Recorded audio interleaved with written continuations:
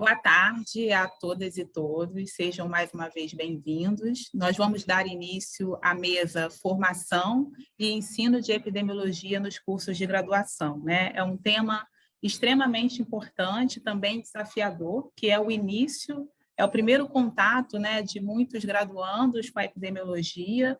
Uns se tornarão epidemiologistas, mas outros, com certeza, irão utilizar, né, de forma maior ou menor, os conhecimentos da epidemiologia durante a sua atuação profissional, né? A pandemia, ela suscitou algumas questões, algumas fragilidades, né, antigas, outras novas, né, em termos de conhecimentos teóricos da pandemia, e também a gente teve que se adaptar ao ensino remoto. Então, a composição dessa mesa é para a gente discutir, né, esses desafios antigos e novos também, né?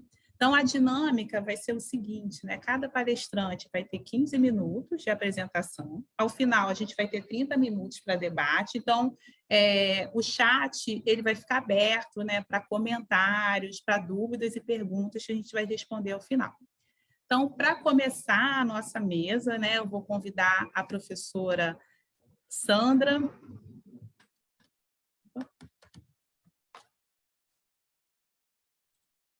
Sandra Costa Fonseca. A professora Sandra, ela é médica, mestre em saúde coletiva e doutora em saúde pública.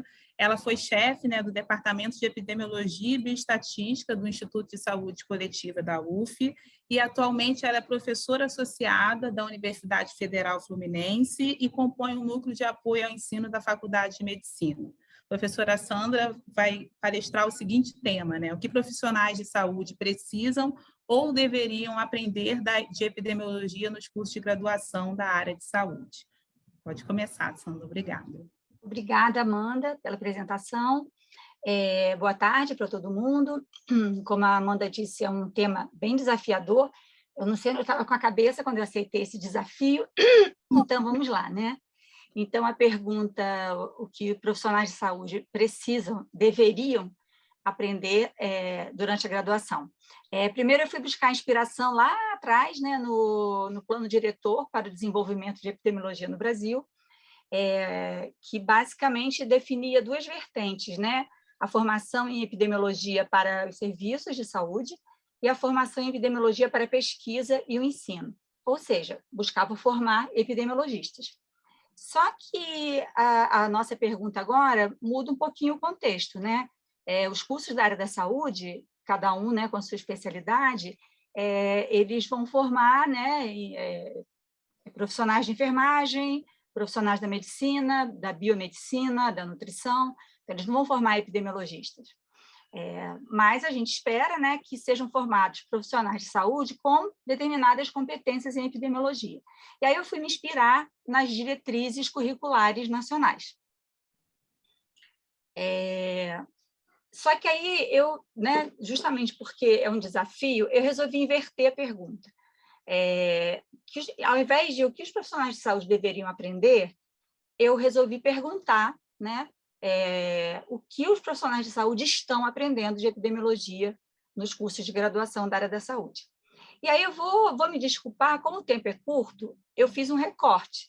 Eu foquei no curso de medicina, não necessariamente porque eu sou médica, mas porque eu só tenho dado aula no curso de medicina, por uma divisão interna nossa de trabalho. Mas, assim, todas as reflexões que eu pensei, a gente pode adaptar a qualquer curso. Então, eu resolvi perguntar o que os discentes de medicina estão aprendendo de epidemiologia.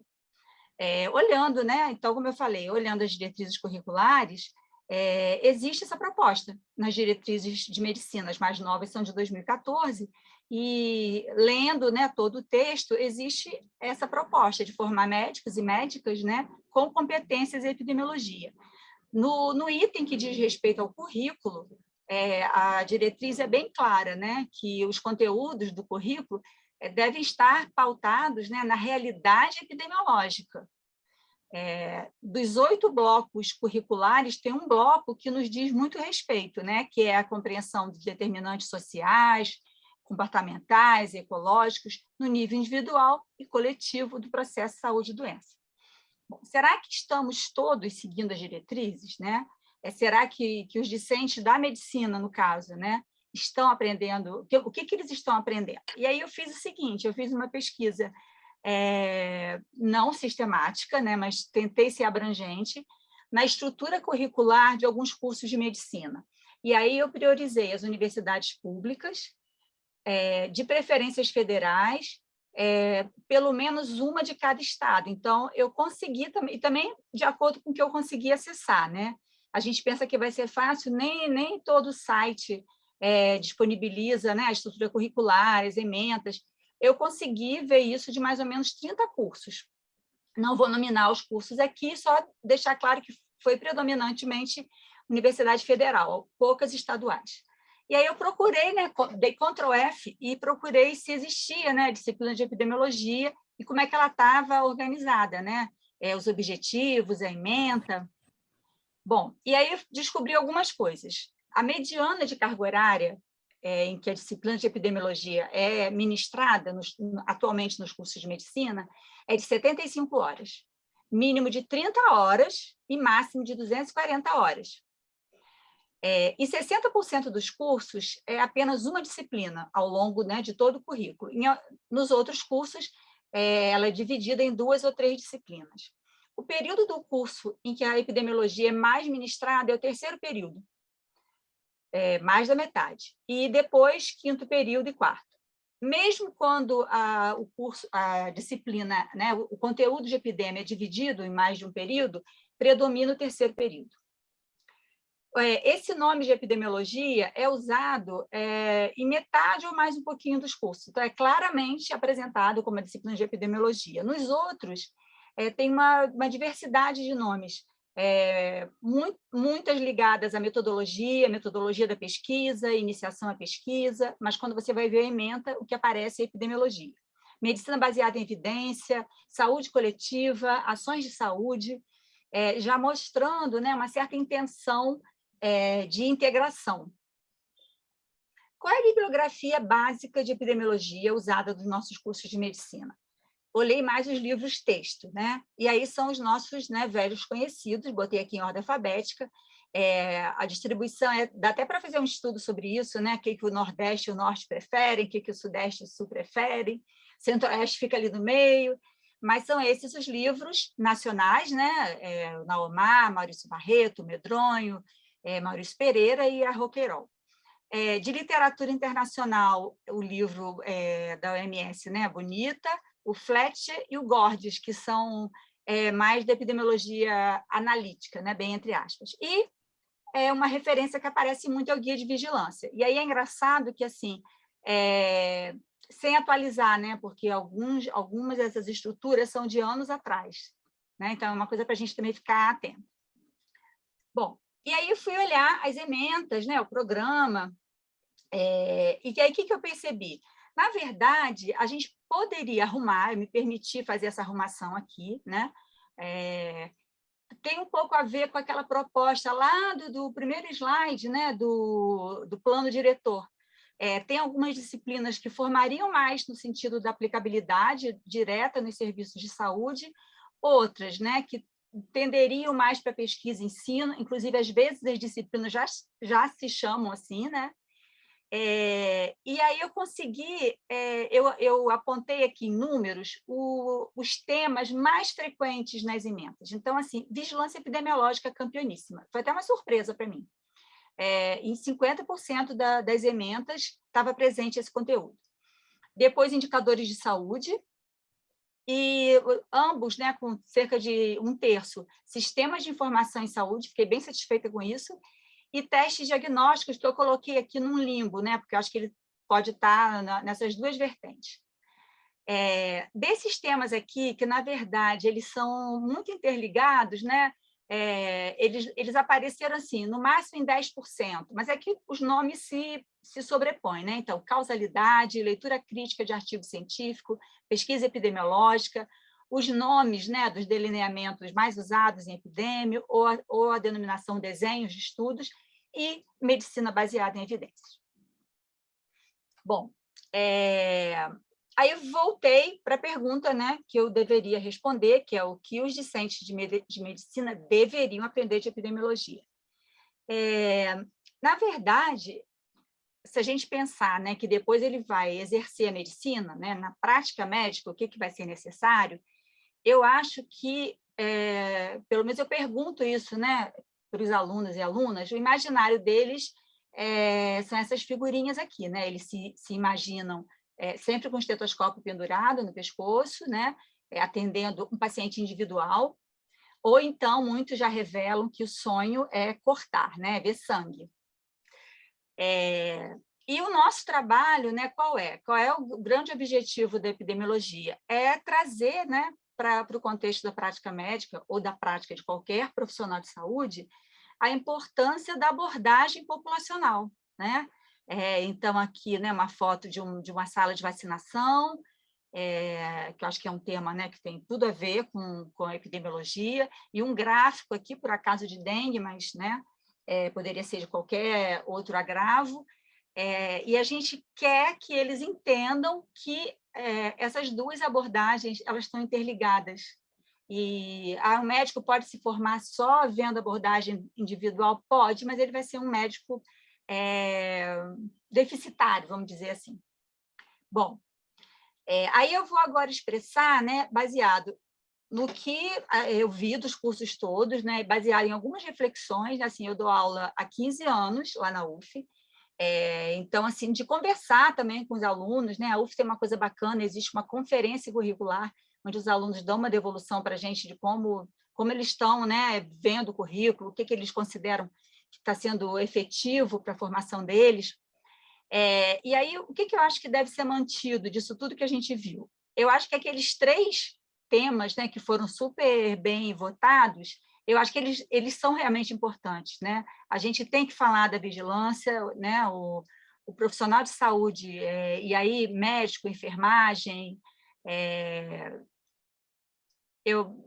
para as outras especialidades eu tenho dificuldade, por não estar trabalhando nos cursos, né? Pela minha prática. Minutos, tá? Oi? Faltam 5 minutos só para Caramba, vou correr então. E aí eu acrescentei aqui em cinza temas, né, além desses, que eu acho que tem que fazer parte.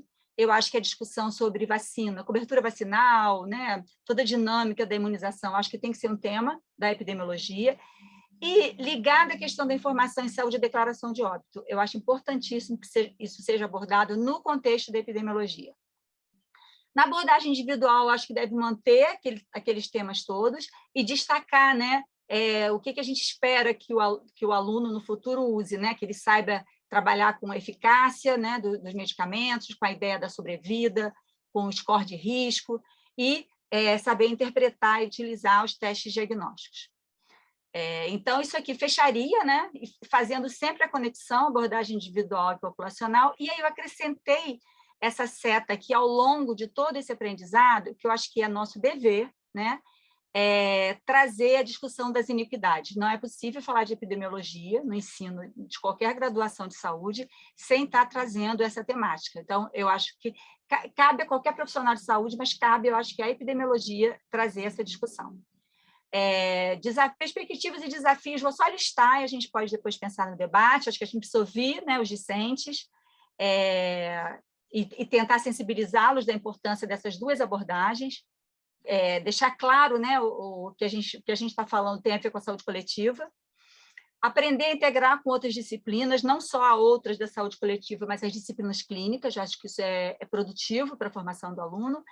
E eu acho que a gente precisa discutir muito ainda o internato de saúde coletiva. Acho que a gente precisa preencher esse espaço, a epidemiologia tem que estar nesse internato, e eu acho que é um momento de formação muito importante. Para fechar, falar aqui assim, né, dos 3 pilares, né, da universidade. O que me encanta mais é o ensino, e a gente fica muito gratificada quando acontece isso, né? Uma aluna me mandou um e-mail, ela fez a vigilância comigo semestre passado e está agora numa clínica da família, ela me mandou esse e-mail aqui, professora, ela preenchendo uma ficha de investigação de tuberculose, que foi uma coisa que a gente trabalhou em sala de aula.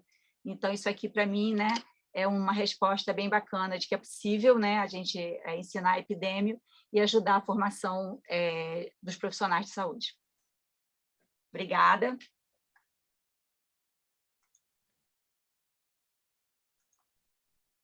Obrigada, Sandra. É muito bom ouvir, né? Eu achei muito Muito interessante, né, essa pesquisa, né, que os alunos, que os currículos têm ofertado e o que eles precisariam também ofertar, né? Achei muito interessante. Né? Acho que mais tarde a gente pode debater melhor, né? A nossa próxima palestrante é a professora Lívia Teixeira de Souza Maia.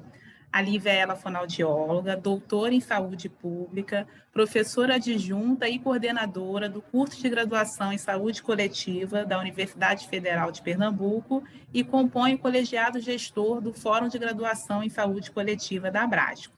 O tema, né, da palestra da Lívia é Epidemiologia e a Graduação em Saúde Coletiva, avanços, possibilidades e desafios para a formação. Obrigada, Amanda, pela apresentação. Deixa eu compartilhar logo aqui a tela. Só um minuto.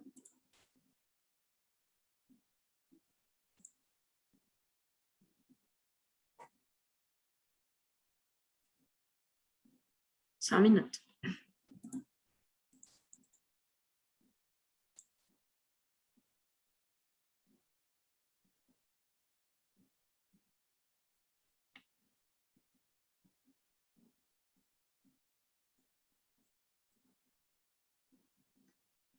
Aqui.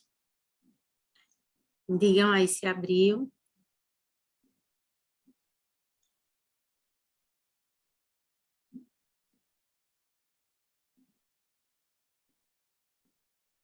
Ok? Tá, a dica foi clicar no livrinho, foi. Isso, está perfeito agora. Então, vamos lá.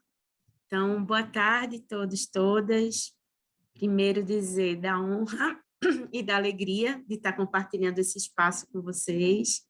Agradecer imensamente à comissão organizadora do Congresso pelo convite. Como a Amanda apresentou, meu nome é Lívia, sou professora do curso de Saúde Coletiva da Universidade Federal de Pernambuco e componho o Fórum de Graduação de Saúde Coletiva.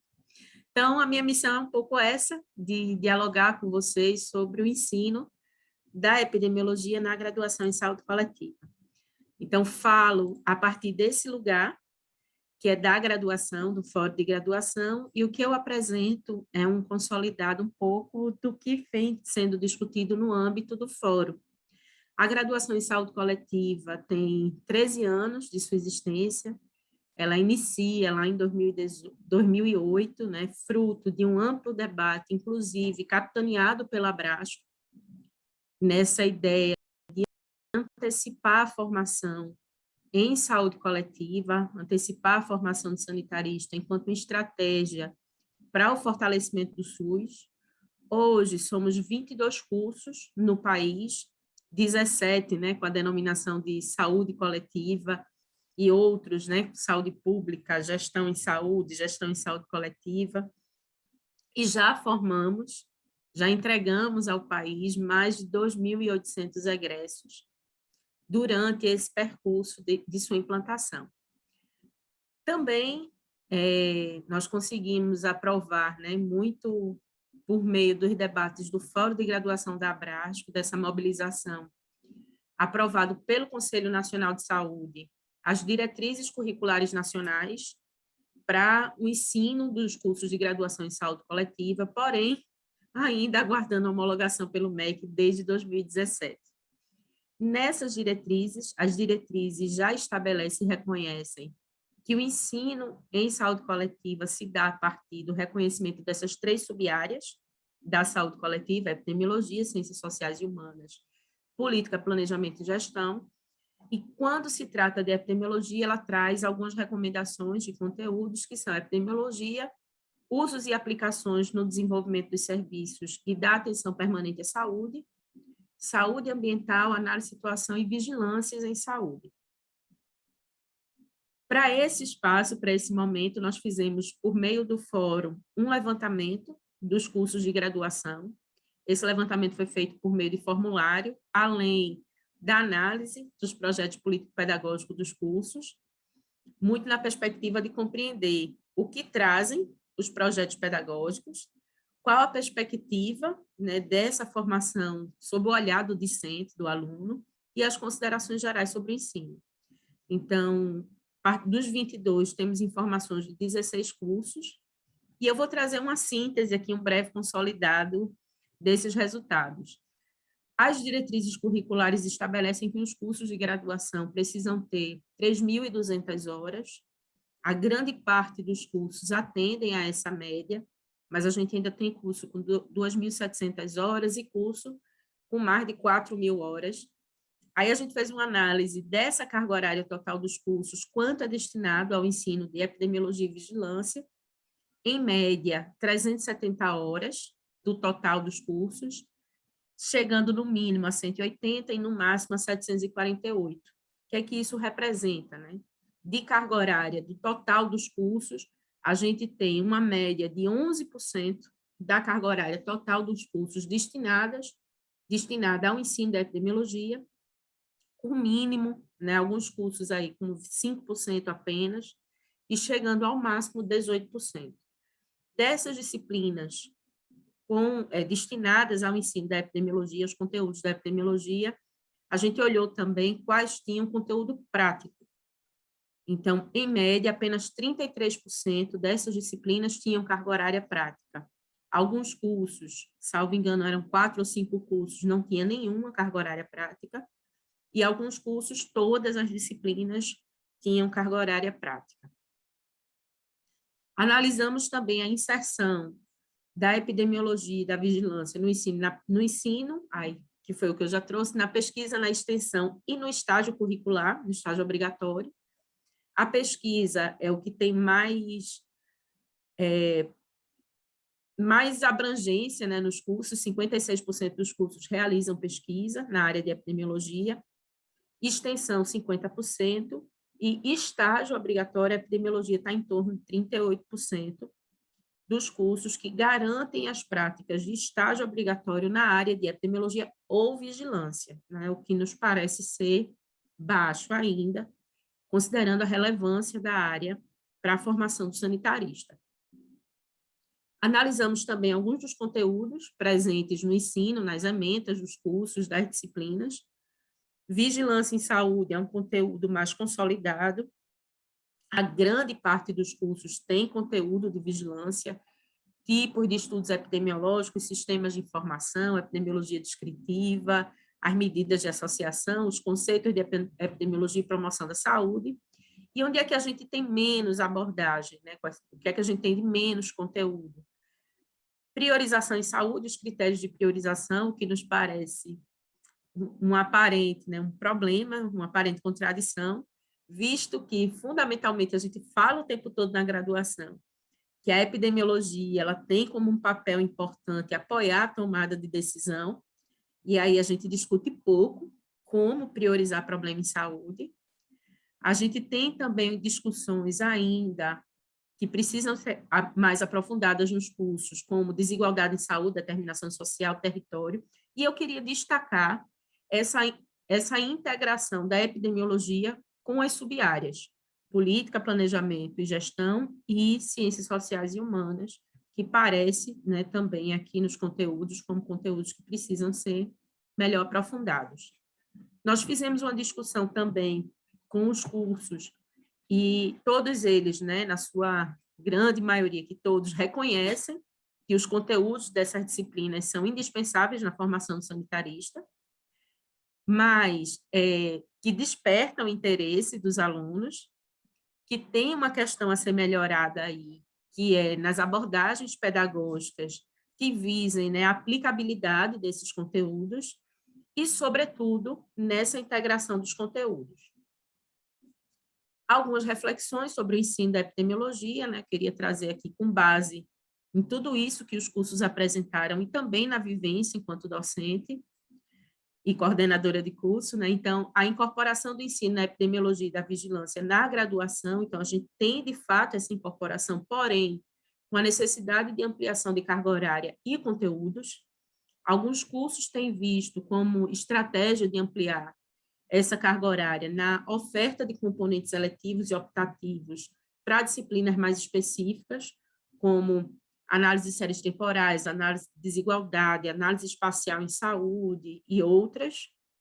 o reconhecimento da epidemiologia como uma sub-área da saúde coletiva nas diretrizes curriculares nacionais, e embora as nossas DCM ainda não estejam homologadas, já há um debate interno sinalizando uma futura discussão para a necessidade de ampliação do escopo dos conteúdos de epidemivigilância nos cursos de graduação em saúde. Em relação aos conteúdos, as abordagens pedagógicas, né, como eu disse, já parece consolidada a incorporação de conteúdos como vigilância epidemiodescritiva, análise de situação de saúde, sistemas de informação. Porém, também surge a necessidade de ampliar olhares e vivências para o território, para a análise de desigualdade, para os critérios de priorização e, fundamentalmente, para a integração de conteúdos, né? Como é que a gente pode trabalhar conteúdos, disciplinas, eixos integradores que permitam que a epidemiologia dialogue com as sub-áreas da saúde coletiva. E aí eu trago um exemplo da Universidade Federal de Pernambuco, que são as excursões didáticas, são 4 disciplinas, onde os alunos emergem em realidades específicas, por exemplo, de populações indígenas, quilombolas, na realidade do semiárido nordestino, de movimentos sociais como a MST. Então, eles passam 3 dias imersos nessa realidade, e nessas imersões eles conseguem fazer o diálogo integrado das 3 áreas: epidemiologia, ciências sociais e humanas e planejamento, gestão e política. Também a necessidade e fortalecimento da integração ensino, serviço e comunidade como uma potencialidade, né, uma potência enorme, natural do curso de saúde coletiva. O curso de saúde coletiva nasce dessa perspectiva de integração com o serviço e com a comunidade. Então, as potencialidades são inúmeras no ensino, na pesquisa e na extensão. A aproximação dos cursos com as demandas da gestão local. Então, eu trago aqui algumas experiências relatadas, experiências de sala de situação, de criação de grupos técnicos, grupos de trabalho para trabalhar a questão COVID, nessa aproximação universidade, né, academia e serviço. Ampliação dos campos de prática, então, para além das secretarias municipais e estaduais de saúde, que outros campos de prática, então, como é que a gente pode discutir epidemiologia de campo e outros campos de prática, e a maior inserção da epidemiologia, da saúde coletiva no território e a integração com a atenção primária na perspectiva da vigilância de base territorial, o que se mostrou tão caro, né, tão necessário durante a pandemia da Covid. Por fim, alguns desafios e perspectivas que, ao mesmo tempo, são desafios e também se apresentam como perspectivas futuras. Como a gente pode avançar no aperfeiçoamento do arsenal metodológico da epidemiologia, que permita que a gente se aproxime, apreenda cada vez melhor os problemas de saúde inseridos numa realidade social que cada vez mais se mostra dinâmica, complexa. Como é que nós podemos fazer isso de forma a articular saberes, como diria o Morin, ampliar esses olhares, a gente superar a lógica da interdisciplinaridade para a demanda da interprofissionalidade, cada vez mais presente nos cursos de saúde. As demandas que se apresentam agora, né, com a ciência de dados, a epidemiologia e a ciência de dados, as tantas possibilidades de atuação, de pesquisa, de extensão, de ensino, que a ciência de dados traz para a epidemiologia, e que esse congresso tem discutido tão bem, e a comunicação. Né? Acho que a pandemia da Covid também revela isso. Que desafios a gente tem para a comunicação em saúde coletiva, para a comunicação em epidemiologia, como comunicar as informações, como disputar a narrativa de maneira assertiva, nesse momento que a gente vive de uma disseminação tão potente de fake news, redes sociais, de contra-informação. Então, acho que essa é uma questão importante que se coloca. E, por fim, enquanto docente, essa é uma questão que eu trago o tempo inteiro para os alunos no ensino de epidemiologia, a necessidade de humanizar os números. Quando a gente fala em epidemiologia, a gente não está falando em números, a gente está falando em vidas humanas.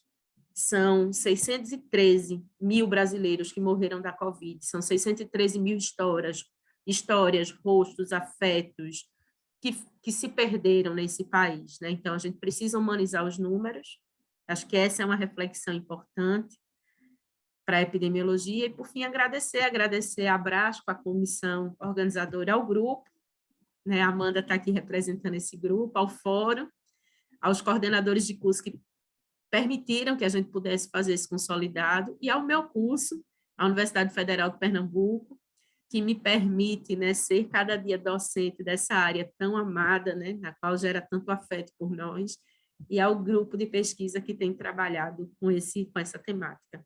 Então, é isso, muito obrigada.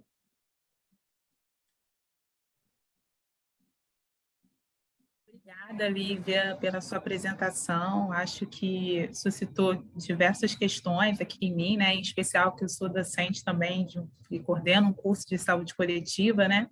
E aí é muito bacana a gente ver essa evolução dos nossos cursos ao longo dos anos, apesar de a gente ainda ter também um longo caminho, né, de evolução, de currículos e também de integração, que é um desafio que a Sandra também levantou.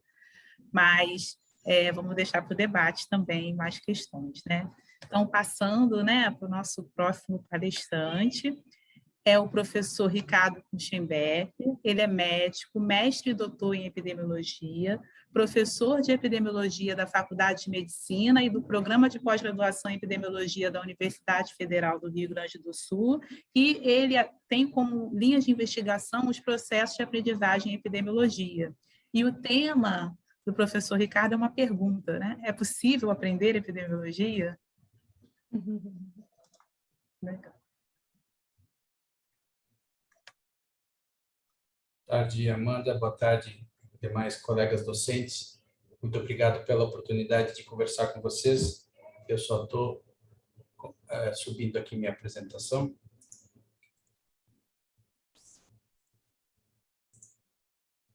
Acho que vocês já estão vendo em tela cheia, ok? Ainda não, a gente não está Ainda vendo não. em tela cheia, não. Fala para ele clicar no livro, não na... Do lado do outro ícone, esse livrinho. É melhor clicar aí. Ok? Deu? Ainda não foi.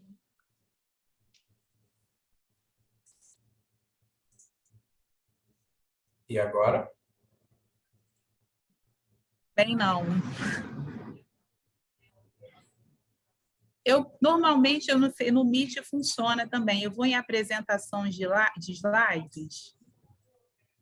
Você volta em apresentação de slides. Certo. Lá na barra, isso, apresentação de slides. Tá. Agora, estão vendo em tela cheia? Não, é para você clicar em apresentação de slides. Lá na barra inicial, tem lá em inserir, cima. design, animações, tem apresentação de slides. Lá em cima, no seu...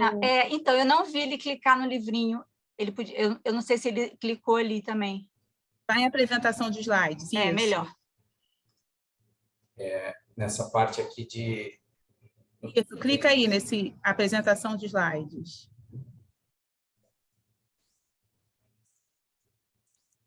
Agora? Está devagar.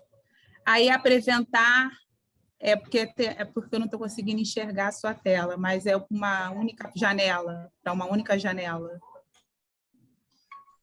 Apresentar em uma única janela é o segundo ícone que aparece em apresentações. Aqui no design, está assim, inserir design, você saiu, Ricardo. Eu saí justamente para ver o que está acontecendo. Vamos de novo, então. Eu vou compartilhar toda a tela. Tá. Professor, desculpa interromper, é a Glória, da produção. Quando o senhor abrir o compartilhamento, ao invés de o senhor clicar naquela telinha, clica no livro ao lado, lá embaixo, onde o senhor clicou lá embaixo, ao invés de ser naquela torrezinha, o senhor tem que clicar no livrinho.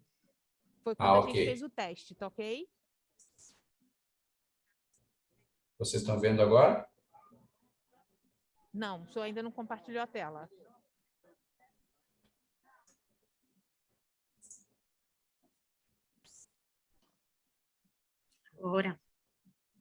Agora sim? Isso, agora lá embaixo...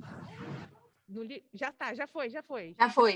Já tá Tá certinho. joia. Desculpem aí pelo contratempo. Acontece muito, acontece muito. Vamos lá, então. Eu queria muito agradecer uma vez mais a Amanda e a participação aqui, minha possibilidade de colaborar com vocês nessa discussão. Queria propor que a gente pudesse um pouco, a partir desse importante aporte que vocês fizeram em termos de ensino de graduação, a gente também pensar na perspectiva da pós-graduação. Eu dou aula na graduação da medicina aqui na Universidade Federal do Rio Grande do Sul, mas também dou aula nos seminários de doutorado, onde a gente trabalha fundamentalmente epidemiologia dos métodos e da teoria, enfim, da abordagem toda do processo de construção do raciocínio epidemiológico.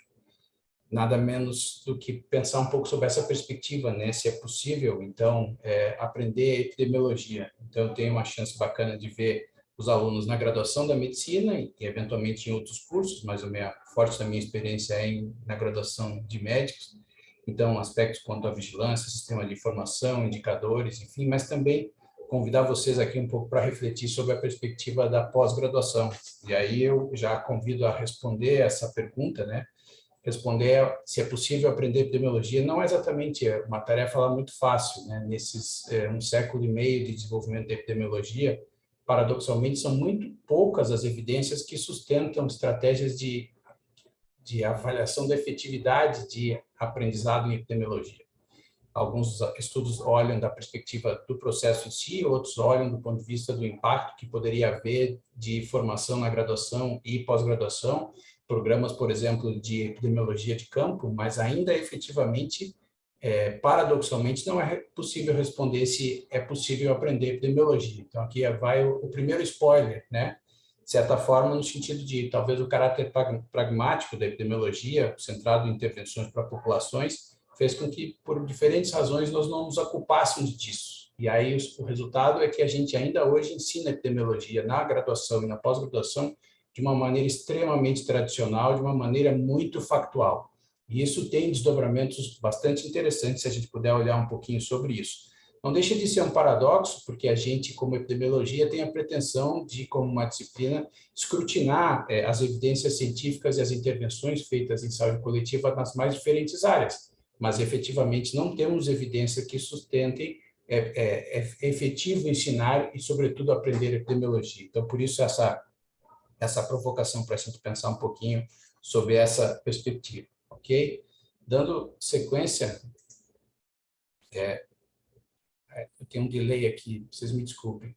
E aqui, de novo, nós temos uma outra situação, que alguns anos atrás, quando do bicentenário do John Snow, o Lancet publicou um comentário do Paul Fine, do Ben Goldrick e do Andy Haynes, falando um pouco sobre a necessidade de que nós pudéssemos ter uma epidemiologia como uma ciência das pessoas, ou seja, para elas, né? Ou seja, que nós pudéssemos, dado que os conceitos epidemiológicos são muito importantes para que eu me posicione criticamente em relação a um volume gigantesco e crescente de informações científicas difundidas, que a epidemiologia pudesse ser ensinada no ensino médio, de modo que o cidadão comum, se eu posso dizer dessa forma, tivesse capacidade por si só de avaliar as evidências e tomar suas decisões de modo consubstanciado. Então, vejam, nós temos uma segunda questão aqui, a complexidade crescente do referencial e método epidemiológico e a necessidade de que, de alguma forma, isso pudesse ser amplificado para o cidadão, não só para os profissionais de saúde. Então, tem um segundo desafio importante que já vinha, de certa forma, sendo buscado desde o início, né? Aqui a gente tem alguns, não é possível fazer uma trajetória muito ampla, mas pelo menos alguns pontos em que o raciocínio epidemiológico, que é, para mim, uma condição fundante dos processos de aprendizagem, ele pudesse ter forma, pudesse ganhar um recorte teórico-metodológico, e nós estamos falando, de certa forma, de uma possibilidade de ensinar epidemiologia de uma perspectiva epistêmica, né, da perspectiva dos métodos, do desenvolvimento dos conceitos e por que se chegou a essa ou aquela abordagem teórico-metodológica. Então, alguns livros que explicitaram o raciocínio clínico e principalmente epidemiológico, da perspectiva da saúde de populações, o texto clássico do Susser, de 73, onde ele desenha um pouco a estratégia do pensamento causal em ciências da saúde, fundante desse raciocínio todo epidemiológico. Depois o Miettinen fez algo parecido, e o Susser e a Zena Stein trabalharam um pouco com as evoluções desses diferentes momentos. Isso para nós é importante porque a epidemiologia sempre teve um encontro marcado com as suas próprias indefinições e ambivalências. Por exemplo, em 2005, Morábia publica um livro, que é talvez o único livro até hoje publicado sobre métodos e conceitos numa perspectiva histórico-epidemiológica, onde isso parte de um encontro que foi feito na França de uma semana de duração, onde epidemiologistas e sanitaristas discutiram as imprecisões, as dificuldades, num seminário muito peculiar chamado Medindo os Nossos Flagelos, né? Então, ou seja, como disciplina, a epidemiologia pensa e discute a imprecisão dos conceitos, a necessidade de se repensar permanentemente em busca de processos que consubstanciem intervenções para melhorar a saúde das populações. Nessa mesma sequência, alguns anos depois, a gente tem um texto importante da Nancy Krieger, no sentido de, sumarizando uma teoria muito ampla e muito bem fundamentada, ela diz o seguinte: uma epidemiologia sem uma teoria e sem um método consubstanciado vira uma técnica desprovida de capacidade, inclusive, de desvendar os processos de saúde e doença. E na perspectiva dessa abordagem tão crítica quanto desafiadora, o texto do Alex Broadbent, que é um filósofo que repensa um pouco a perspectiva da abordagem não quantitativa da epidemiologia, no sentido de, bom, como é que a gente desenvolve elementos fundantes do raciocínio epidemiológico que vai para além da linguagem matemático-estatística. Então, só para chamar a atenção de alguns referenciais que são importantes, porque a gente ainda hoje ensina epidemiologia de uma maneira muito factual. Vou pegar um pequeno exemplo. Que atire a primeira pedra, quem de nós não aprendeu ou ensinou critérios de Hill de associação de causalidade. Em primeiro lugar, Hill nunca definiu esses aspectos como critérios, e a gente os ensina como tal. E mais do que isso, a gente cobra em processos avaliativos como critérios, e ele jamais fez isso. Para além dessa perspectiva, quando a gente olha para os aspectos de causalidade de Hill, no sentido de como a literatura, nesses últimos 50 anos, desde que Hill, por exemplo, os propôs como aspectos de causalidade, eles, recentemente avaliados numa revisão sistemática liderada pelo professor Ioannidis, esses aspectos eles não são estudados empiricamente nos estudos que, de alguma forma, lançam mão do referencial teórico-metodológico da epidemiologia. Então, nós temos aqui também um outro paradoxo. A gente ensina factualmente alguns aspectos que não são os prioritários do ponto de vista da investigação empírica. Da mesma forma, poderia dar um outro exemplo, que Fischer, por exemplo, nunca propôs que nós tivéssemos valores P dicotômicos, do tipo maior ou menor do que 0,01, 0,05, ou um valor P significativo ou não significativo, um valor acompanhado de um adjetivo, né, como P forte ou P fraco. Fischer jamais propôs isso. De alguma maneira, a gente replica essas imprecisões dentro de uma perspectiva de um ensino epidemiológico que é, por vezes, muito mais fático do que histórico e cultural e epistemológico, que dá conta da evolução dos conceitos e por que chegamos até aqui, né? Às vezes ensinamos confundimento, por exemplo, com uma tabela 2x2 de uma maneira factual, quando, na verdade, 150 anos de um conhecimento epidemiológico nos trouxeram a compreender exatamente por que é tão importante lidar com confundimento, né? Pegando pequenos exemplos, mas a epidemiologia vem buscando prestar contas, digamos assim, com uma forma um pouco mais amigável de promover processos de aprendizagem, que é, por exemplo, esses dois livros da esquerda para a direita que vocês têm aqui na tela. O primeiro livro que trabalha com uma abordagem não tradicional da epidemiologia, centrada em definições, histórico, delineamento, etc., e que se presta de uma maneira muito bacana para metodologias ativas de aprendizagem, foi escrito por Catherine Case e Sandro Galea, chama Epidemiologia que Importa, e ela vem trazendo elementos muito importantes num outro jeito de abordar, como, por exemplo, na sequência, a quarta edição do livro, liderado por Austin e colaboradores, que é o único livro de epidemiologia, de ensino de epidemiologia que nós temos, e essa quarta edição, pela primeira vez, ela fala sobre talvez um dos elementos mais fundantes, mais importantes do raciocínio epidemiológico, qual seja, buscar fazer inferência de causa e efeito, buscar estimar quantitativamente e qualitativamente efeitos causais. E, nesse sentido, isso tem uma repercussão importante, como, por exemplo, nas publicações subsequentes, como Population Health Science, do mesmo par aí de pesquisadores e epidemiologistas, a Catherine Case e o Sandro Galea, que aplicam princípios de uma saúde populacional, ou seja, o artigo clássico do Jeffrey Rose, Sick Individuals, Sick Populations, que trabalha um pouco com a ideia de as razões pelas quais as populações adoecem são diferentes das razões pelas quais as pessoas, os indivíduos que compõem essas populações adoecem. E essas diferenças precisam ser compreendidas. Isso também é um desafio adicional para o desenvolvimento de um raciocínio epidemiológico, razão para a qual é importante, de alguma maneira, prover na graduação e na pós-graduação a possibilidade de que os alunos reflitam sobre esse desenvolvimento, essa perspectiva histórica de desenvolvimental. Então, são só alguns pequenos exemplos de como diferentes abordagens do ensino de epidemiologia podem ser importantes dentro de uma disciplina que ainda hoje é muito pragmática, né? 5 minutos, tá, Ricardo? Oi? 5 minutos, só avisando o tempo. Ok, obrigado. Eu já estou terminando, sim.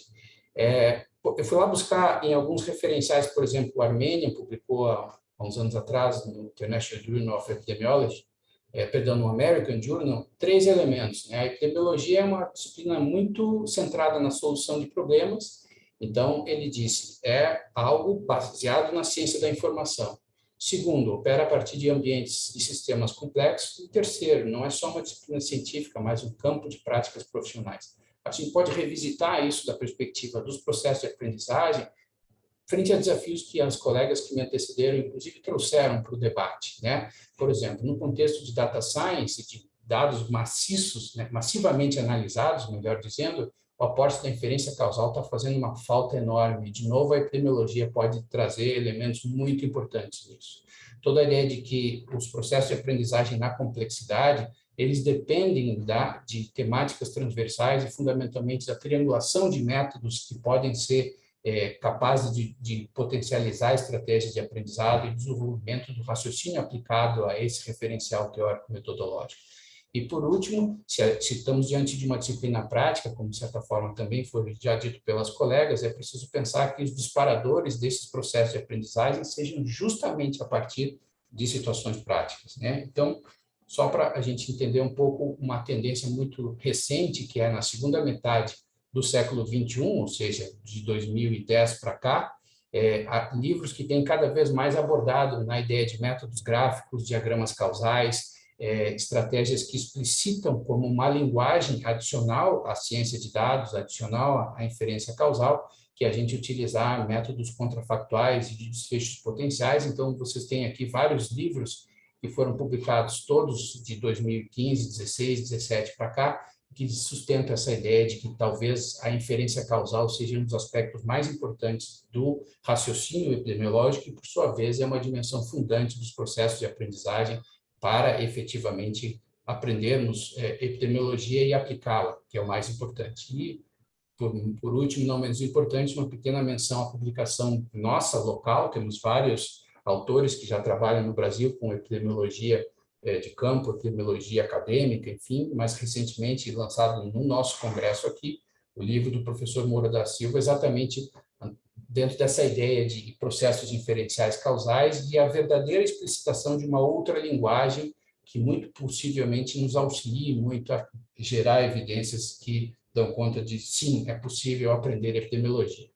Para terminar, se a gente tem alguma dúvida da relevância disso, essa pandemia mostrou, talvez, no momento em que 2 bilhões de terráqueos ficaram voluntariamente em casa em função do processo todo de disseminação do vírus, a demonstração clara de que é preciso ensinar a leitura crítica das evidências publicadas na literatura científica de uma maneira muito diferente. Do contrário, como explicar que a gente talvez esteja falhando nesse processo todo de formação? Eu assisti a alguns vídeos de pessoas com formação em epidemiologia dizendo nós não podemos vacinar pessoas porque vacinas são uma intervenção estatal. Isso é a demonstração clara de que nós estamos muito longe de formas efetivas de ensinar epidemiologia como formas, né, de promover a cidadania, a capacidade de absorção crítica das informações e assim por diante. Então, só para dar um pequeno exemplo, e na verdade isso não é novo, né? Em 2009 nós tivemos uma situação muito parecida, onde médicos e profissionais de saúde pública foram induzidos a prescrever medicamentos que não tinham evidência. Quem tem alguma dúvida disso ou lembrança, bmj.com, que é do British Medical Journal, que conta toda a história do Tamiflu, ou seja, um bloqueador da neuraminidase que reduzia só a duração do tempo de sintomas, mas foi vendido para o mundo inteiro como um medicamento que podia reduzir as complicações. Então, as informações não baseadas em evidência, elas não são novas e elas têm formatos muito parecidos. Na época, foi a primeira vez que a literatura identificou um viés de publicação representado pela disposição ativa do fabricante de não tornar público os resultados negativos de 9 ensaios clínicos. Então, isso foi resolvido com uma revisão sistemática comissionada pelo Sistema de Saúde inglês. Então, só para contar um pouco da história de que a gente, de certa maneira, repete num contexto em que ainda hoje, na minha modesta avaliação, não temos elementos suficientes para responder se é possível efetivamente aprender epidemiologia. E com isso eu quero só fazer um pequeno agradecimento a 3 professores,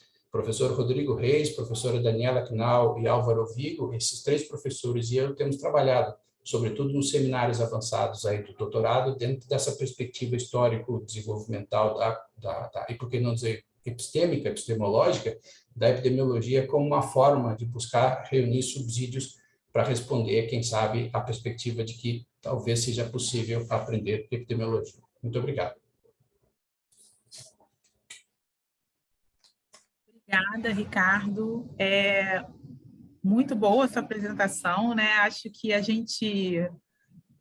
essa mesa está se complementando, né? As informações estão se linkando, porque agora você trouxe um referencial teórico para a gente implementar nas nossas disciplinas, né? Acho que todo mundo copiou, né? Todo mundo se interessou com coisas que a gente já tinha visto, mas novas também, e que acho que é super importante esse passeio aí pela história, e também essa acho que está sendo, eu não sei também, acho que faz parte também da questão da pandemia, mas acho que também é um retorno à epidemiologia, olhando para as questões populacionais, né, não individual. Eu acho que isso é extremamente importante, não só para pós-graduação, mas também para a graduação também. Eu acho que isso fortalece a formação já na base, né, dos profissionais de saúde e futuros epidemiologistas.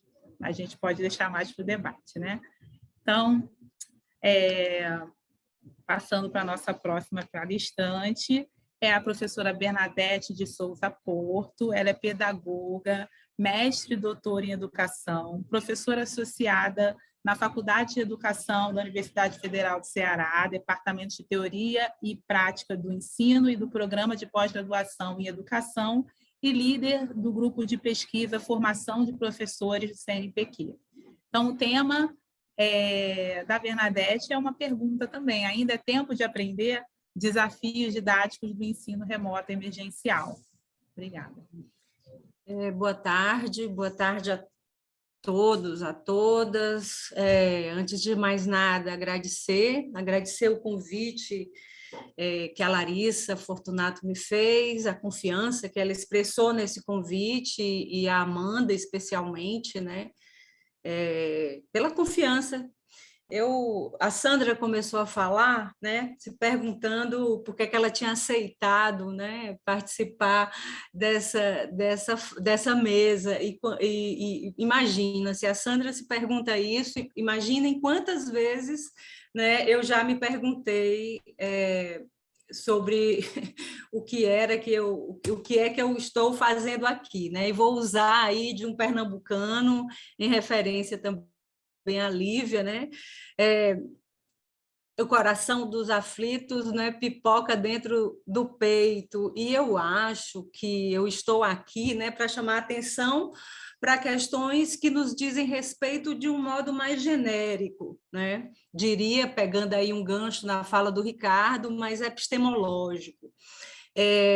Essa angústia, né, essa angústia que nos aflige a vir falar para pessoas que a gente conhece, para pessoas que a gente não conhece, é o princípio, eu diria, né, do desenvolvimento dessa função, que eu não vou me afirmar como vocês, né, médicos, eu não sou médica, né, mas eu falo para vocês do coração de professor, de coração a coração, né, para falar do ensino de epidemiologia, né?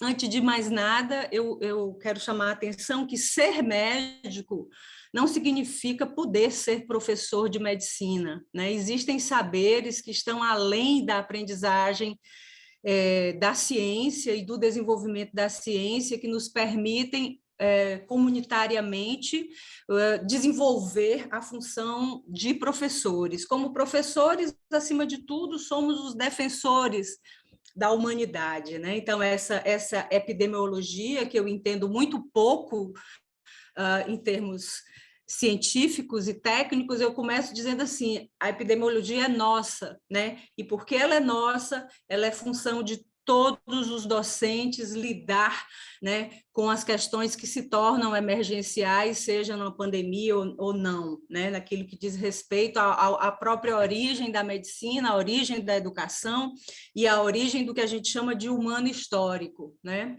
Quero chamar a atenção, então, diante desse tempo, né, que a gente está vivendo e que eu tenho que chamar a atenção para o contexto em que hoje nós estamos ensinando e que hoje compõe esse congresso, né, que nós temos, acima de tudo, nos modelos de formação de professores, na formação dos médicos, de educação médica, de pedagogia, de psicologia, de matemática, né, do ensino universitário, do ensino de ciência, né, 3 modelos em debate e 3 modelos em confronto, né?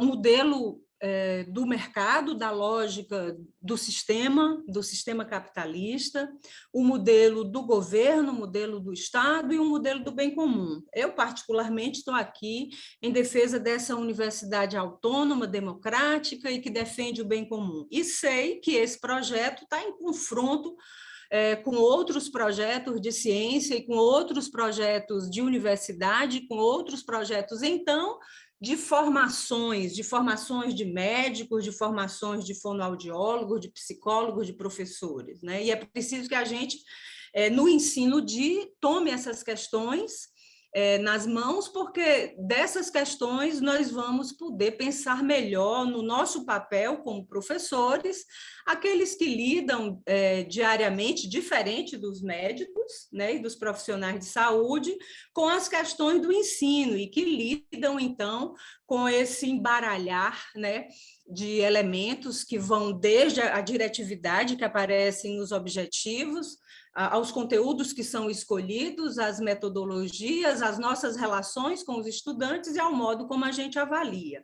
Na pandemia, que foi um conteúdo, né, que eu fui chamada a falar, o que é que me chama a atenção, né?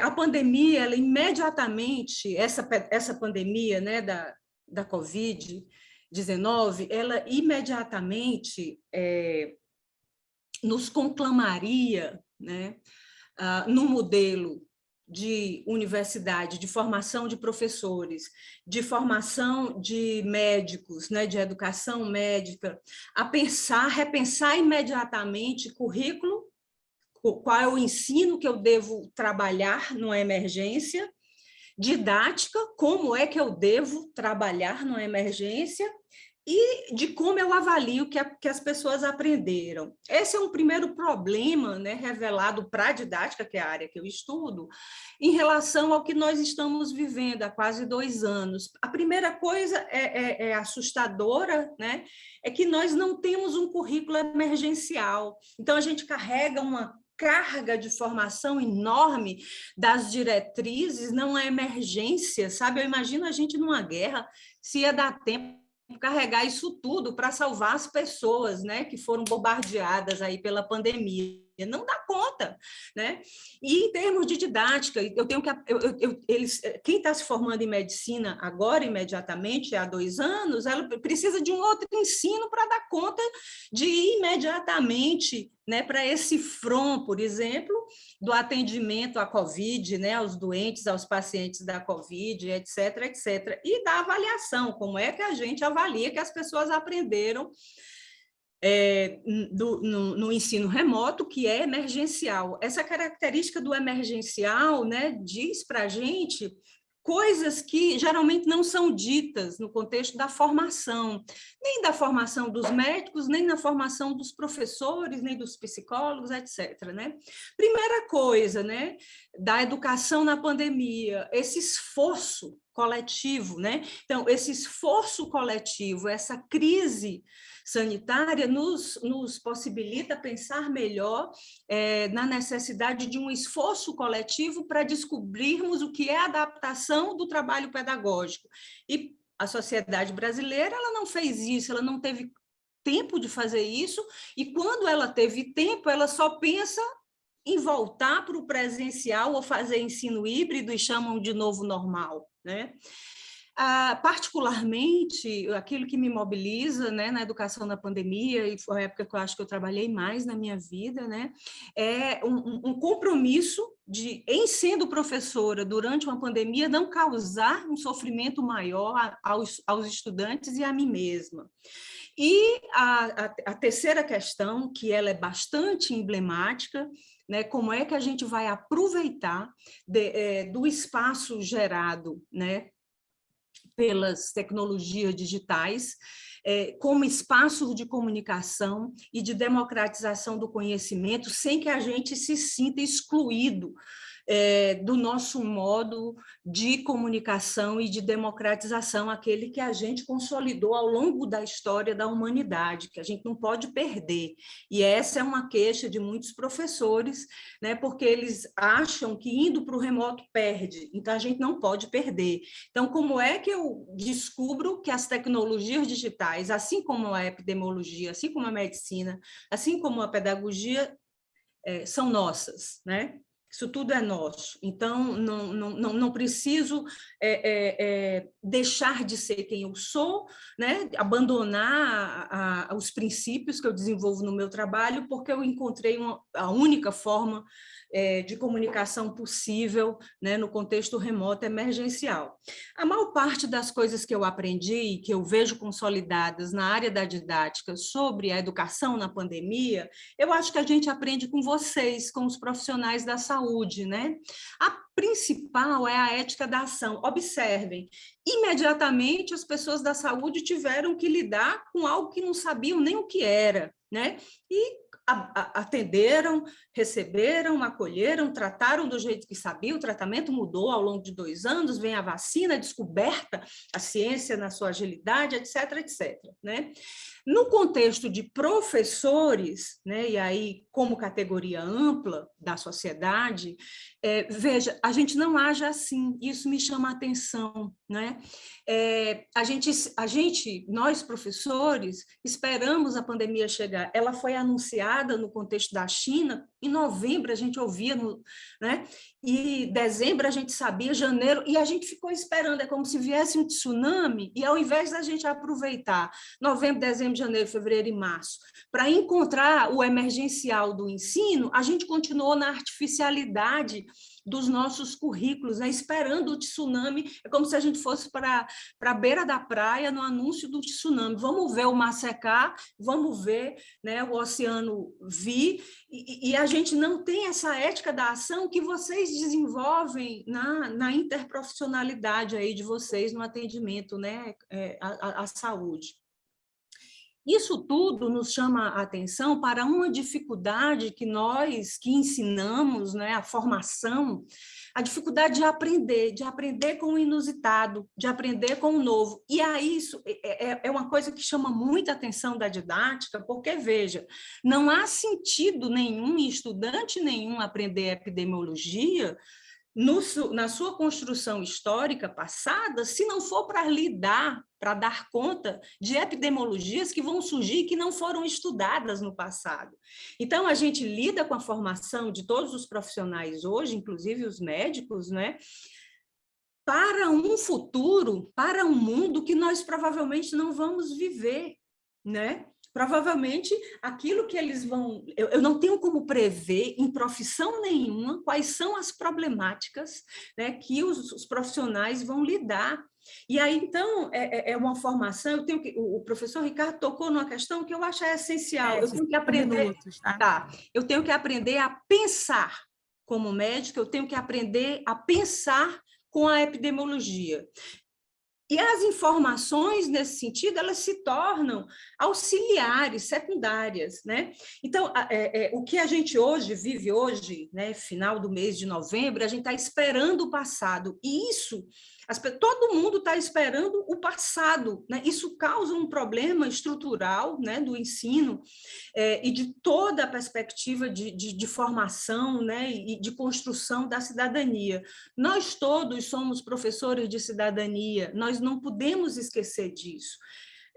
A epidemiologia, o ensino da epidemiologia, como o ensino da didática, eles estão a serviço dessa vida comunitária, né, dessa vida em comunidade, desse humano histórico.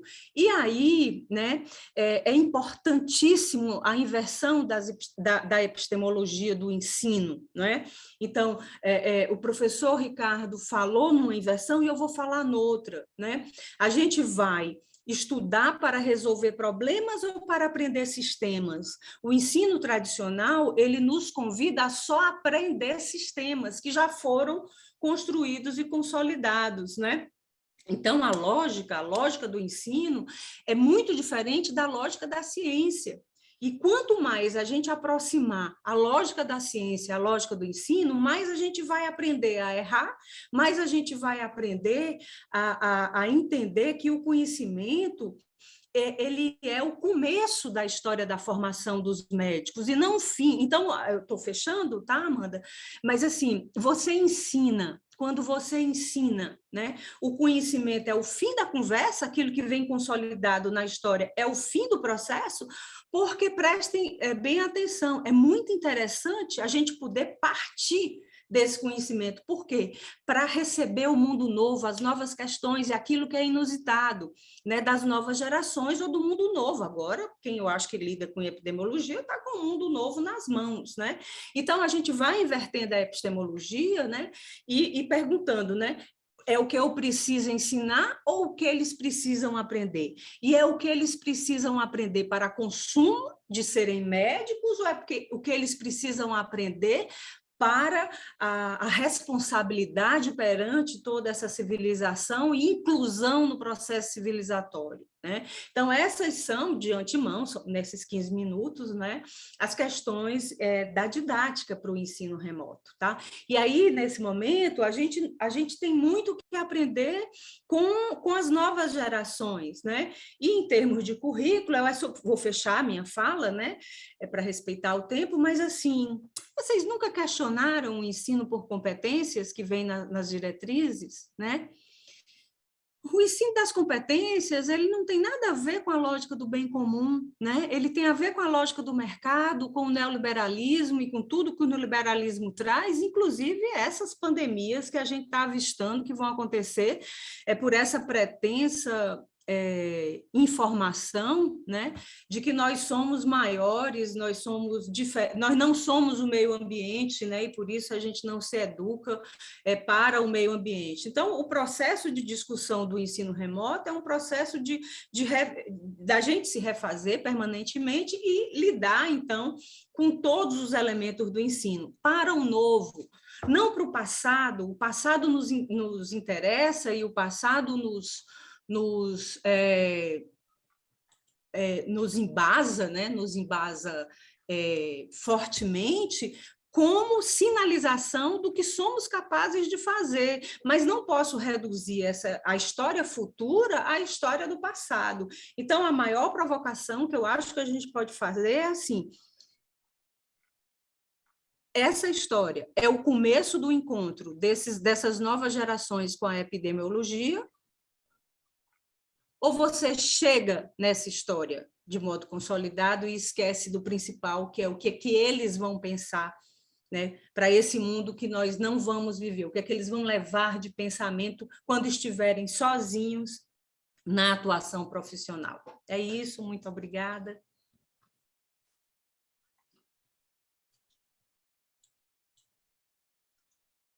Eu estou nesse lugar muito chato de contar o tempo. Eu queria continuar te ouvindo, porque a gente, né, a Sandra está com a mãozinha levantada, eu vou deixar você falar, Sandra, porque assim, nós professores, assim, professores de epidemia, né, a nossa formação, normalmente a gente faz assim, a gente vai para pós, né, e a gente não tem essa coisa, formação de professores, né, e eu, especialmente, eu vejo uma pedagoga falar, meus olhos, né, brilham, né, e a sua fala meio que nos acalma, né, não, eu acho que ficou, assim, para mim, marcante não causar mais sofrimento a mim e nem aos estudantes, né, nesse processo aí de mudança que a gente teve que enfrentar com a passagem para o remoto e não olhar para o passado, né, que eu acho que a minha mente estava meio assim, achando que a gente estava conversando no início, eu quero voltar para o presencial, eu quero voltar para aquilo que era antes, e aí você fala assim, refazer-se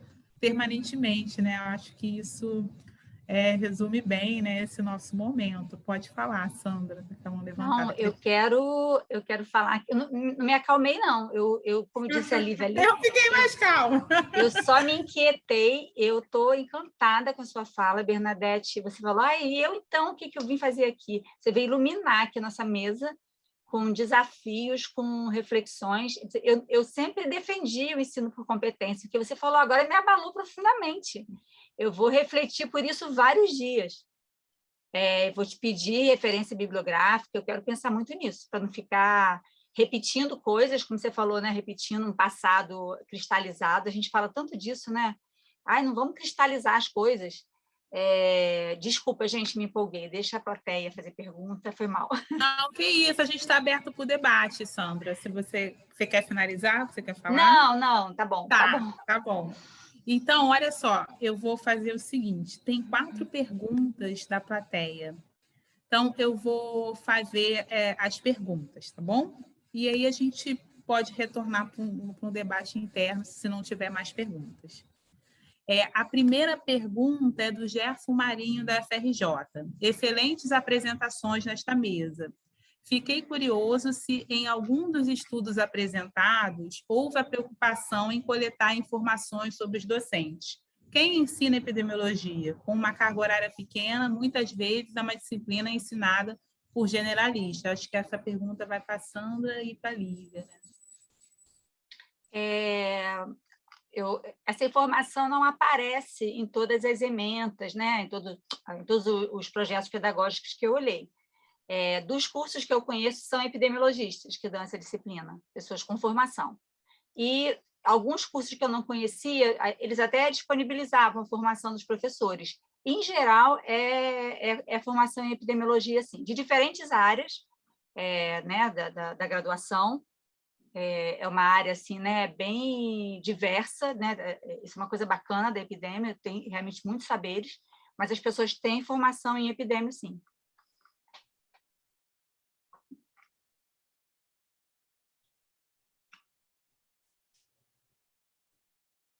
Está sem som, Amanda.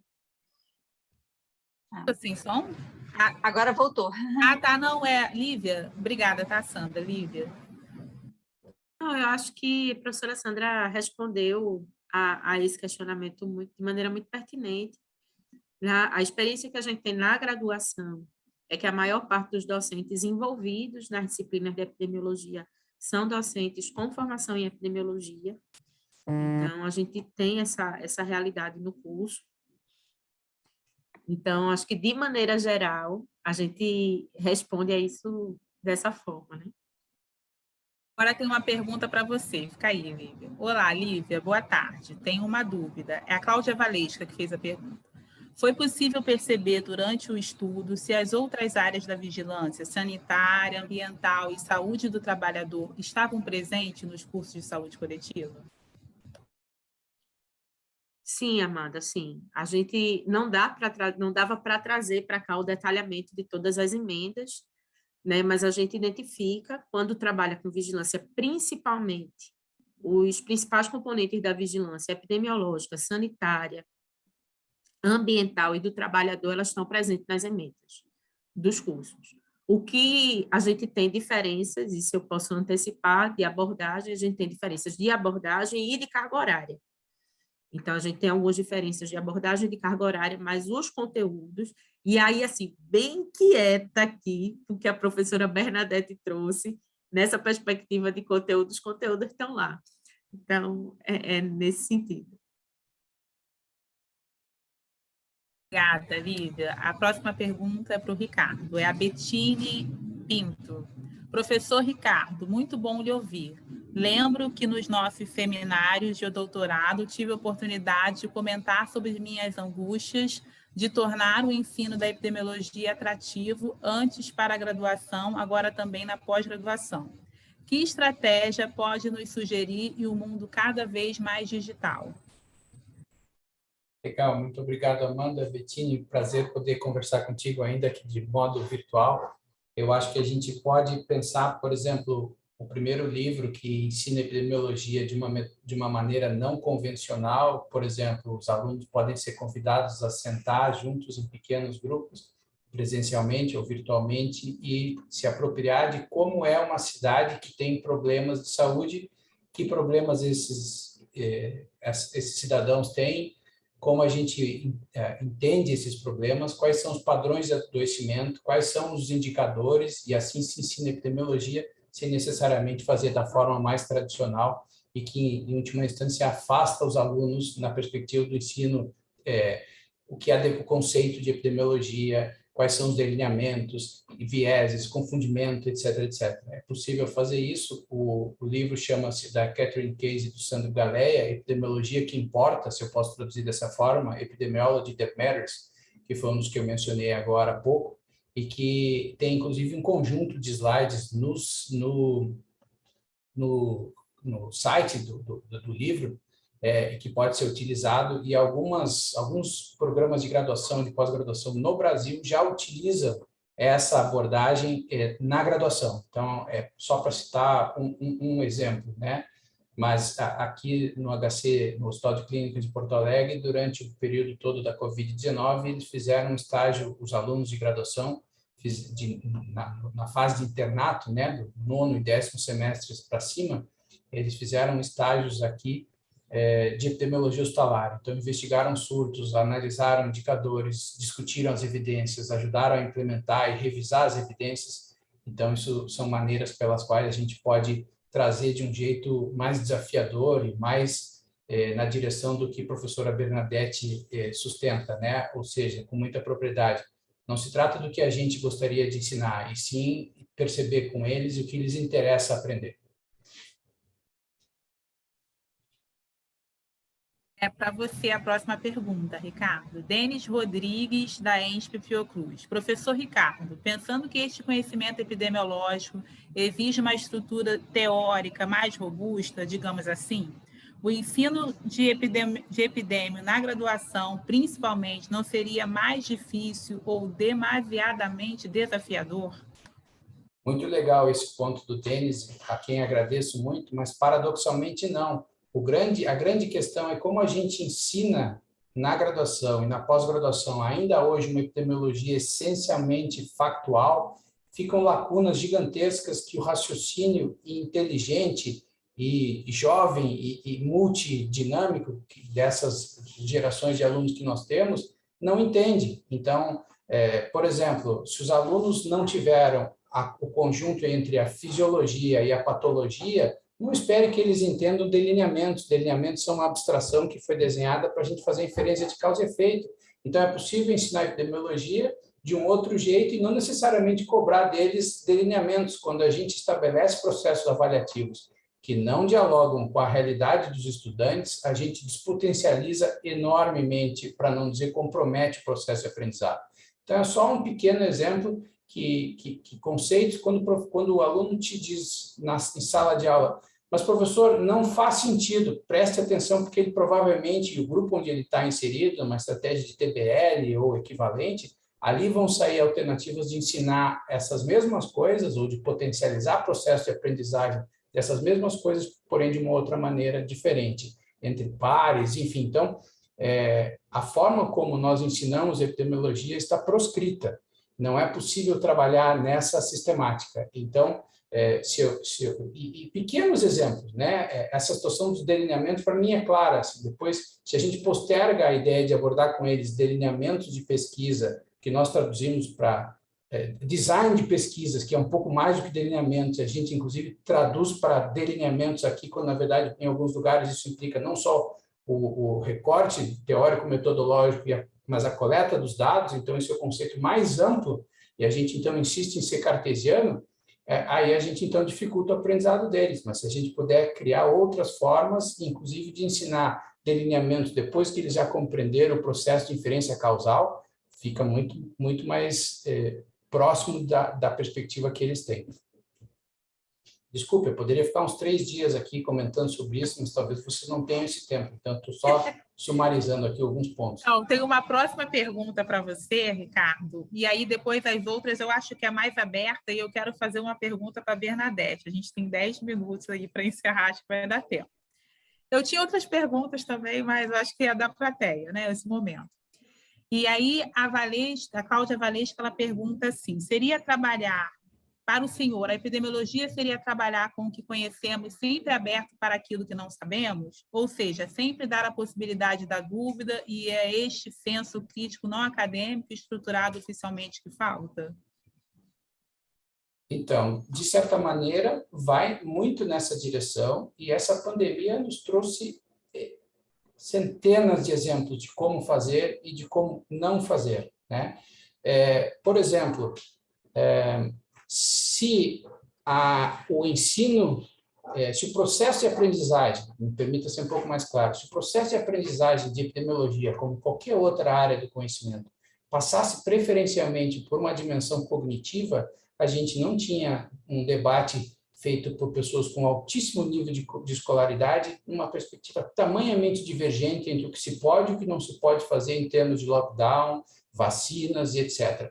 Esse gigantesco experimento natural involuntário que a humanidade se impôs de alguma maneira ao longo desses 20 meses aí, ele é a demonstração clara de que o que se aprende não passa necessariamente pela via cognitiva, passa pela via sociocognitiva, interacional e que precisa ser trabalhada. Os cursos de medicina ainda hoje trabalham com a produção de evidências, quando, na verdade, tínhamos que entender comunidades de práticas que, em interagindo e construindo o conhecimento situado, constroem, a partir disso, a identidade profissional, a identidade de adulto, para alguns a identidade de gênero, e, a partir disso, o processo de conhecimento se dá numa perspectiva interacional e que as evidências são o apoio e não o contrário. Acredite, como alguém que olha para eventos adversos dentro de um hospital de altíssima complexidade, boa parte desses eventos tem a ver com o fato de que profissionais de diferentes especialidades ou profissões veem as evidências de uma maneira diferente quando seria absolutamente necessário, natural e desejável, mas transformam isso num campo de conflitos. Quando, na verdade, isso é a incapacidade nossa de vermos o mundo plural e iluminarmos mutuamente nossos pontos cegos e termos como referência o fato de que aprendemos, sim, pela via relacional e até aprendemos pela via cognitiva. Obrigada, Ricardo. Eu vou fazer minha pergunta, tá, Bernadette? Como você vê esse nosso retorno, que não pode ser o retorno do passado, assim? Como você visualiza esse retorno das nossas aulas, que a gente saiu do presencial, foi para o remoto, e agora a gente está achando que vai voltar para o presencial, vai continuar no remoto. Como é que você visualiza isso? O que você pensa? Eu vejo como uma grande chance da gente aprender muita coisa, né? O quão defasados são os nossos currículos, o quão eles estão exatamente nessa grade, né? Nessa grade de não preparação para o trabalho, porque é uma estratégia sistêmica, né? Você prepara, mas não prepara tanto, né? Assim, qual é a grande chance de aprender? Primeiro, não tem volta, a gente não está voltando, a gente está seguindo, né, para um mundo novo, um mundo desconhecido, um mundo que a gente não conhece. De fato, é sempre assim, mas parece que a pandemia deixou isso evidente. E muita gente está se negando a ver. Sempre foi assim, a gente nunca volta, né? A gente toma o passado como referência porque é o histórico que nos faz humanos, né? Então, eu aprendo com o outro sempre, eu aprendo com o outro sempre, eu aprendo com a história, mas eu aprendo com o outro sempre agora.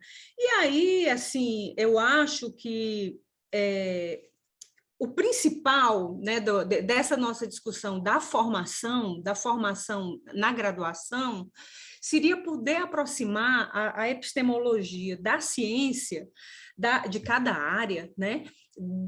Do modo de ensinar, porque a gente usa do mesmo modo de ensinar, geralmente desagregado do modo de se aprender cientificamente, né? Então, há uma distância muito grande entre conteúdo e forma. A medicina precisa descobrir, como a pedagogia precisa descobrir, como é que eu agrego conteúdo e forma. Eu fui para a didática porque o conteúdo e a forma são colados, né? Então, assim, mas a gente, quanto mais o ensino de graduação se aproximar da construção do conhecimento como ciência eu estou falando daquilo que se aprende errando, que é refutável, que não há uma resposta, porque a sala de aula usa sempre, na maioria das vezes, mesmo com, eu diria, com a perfumaria dos métodos, né, que agora virou moda, se vai ser PBL, TBL, né? Isso é uma perfumaria, né? É uma perfumaria que nos tira da questão principal. A questão principal é como é que o aluno de graduação pode não só ter acesso ao conhecimento historicamente acumulado, como produzir conhecimento. Então, a grande questão é se os nossos estudantes de graduação, dentro da sala de aula, estão podendo produzir conhecimento. E, normalmente, eles não estão, eles mal acessam, porque não vai dar tempo acessar tudo que a história disponibilizou, só que ele tem que aprender a pensar. A informação, ela é secundária, ela é suporte ao pensamento, né? Então, assim, aprender a pensar com o olhar da epidemiologia, aprender a pensar como médico, que é diferente de pensar como fonoaudiólogo, que é diferente de pensar como fisioterapeuta na atenção a um paciente, por exemplo, né? Então, aprender a pensar pelo trabalho, engajado o trabalho, é o que nos traz a noção de que a gente está aprendendo medicina não é para ser rico, para ganhar dinheiro, é para ter responsabilidade sobre a saúde comunitária, né? Como ser humano, né? E pelo direito de falar, quer dizer, o direito de levar para onde for as questões que são sempre inusitadas, que vão variando de posto a posto, de hospital, de cidade e de dia a dia, né? Então, se ele conseguir ser formado dessa maneira, quando ele chegar na atenção básica e aparecer um negócio totalmente diferente, ele não vai ficar procurando no passado a resposta, ele vai descobrir, inclusive é assim que nasce o conhecimento novo, só que a gente vive num sistema em que a indústria do conhecimento, né, acha que é ela que produz o conhecimento e só ela tem a autoridade sobre isso, né? Mas na ação profissional nós produzimos conhecimento o tempo inteiro, só que nós não temos tempo de sistematizar com o olhar da ciência, né? Então, daí a necessidade de cada vez aproximar mais a formação do trabalho, né? Da formação do trabalho, você vai ter uma permanente atualização científica, né? etc. Mas a nossa sociedade brasileira ainda acha que o conhecimento só é formulado de modo especial, né? Nas indústrias, na indústria farmacêutica, não sei o quê, né? Nos laboratórios, tarará. É isso, como o Ricardo diz, né? Essa é a minha vida, né? A gente conversaria 3 anos, mas em 10 minutos a gente só tem que... É isso, gente, faltam 2 minutos, eu não sei se dá para responder as 2 perguntas, mas uma é qual conteúdo não pode faltar na disciplina de epidemiologia na graduação? E a outra é se não seria necessário inserir currículos de cursos na área da saúde e as bases epidemiológicas de educação. Acho que... Pergunta difícil, né? De quem você gosta mais, do papai ou da mamãe, né? Mas aqui a Glória está falando para mim que a gente precisa encerrar, né? Então, tá bom, então a gente não vai poder responder porque a gente precisa encerrar. A gente precisa encerrar. Acho que dá para responder numa frase. Como pensar epidemiologicamente? Se é possível pensar epidemiologicamente, tudo o resto é possível. Ricardo. Arrasou. Gente, eu gostaria de agradecer a Sandra, a Lívia, a Bernadette, Ricardo e a todos que perguntaram e que participaram desse debate também. Muito obrigada e aproveitem o congresso. Nossa, para nós da mesa foi maravilhoso. Adorei conhecer vocês. Foi muito bom, gente. Obrigada. Muito obrigado, pessoal. Também. Obrigada, minha gente. Cheiro. Prazer. Tchau. Tchau, E o tchau. sotaque.